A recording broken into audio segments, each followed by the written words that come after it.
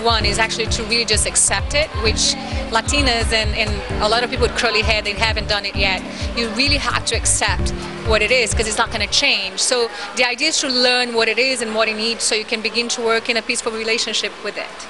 And then after that is to definitely choose a stylist that actually can work with your hair in the sense that they're going to not take your hair and treat it in the same way that they would treat any other client, because it is actually a very unique atmosphere. If you sit down here right now or any other curly client of mine sits, there's always a different circumstance. So find a stylist that you can actually work with it and you can actually work with your natural texture. After that, when you find that person that you trust, it's important that your haircut should be dry. And it's really, really, really like one of the most important things, because the minute you cut your hair wet, for many, many reasons, it might not work for you.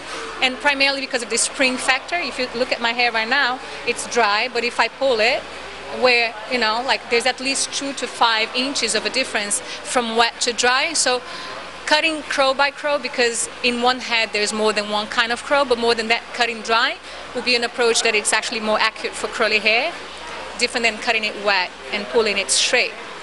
And as for what we've been doing it also, it's to quit shampoo. It's mandatory for curly hair people to understand that the minute you don't have synthetic products in your hair, which means silicones and plastics, you don't need soap, which actually make your hair way, way, way healthier.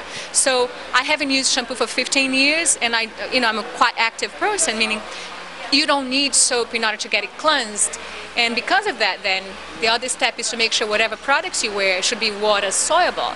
So no silicones, no a lot of living conditions, they have plastic synthetics, which is not nurturing. It's not really penetrating it. It's making very heavy on the outside and coating, but it's still not getting the nutrition and the proper actually hydration that you really needed.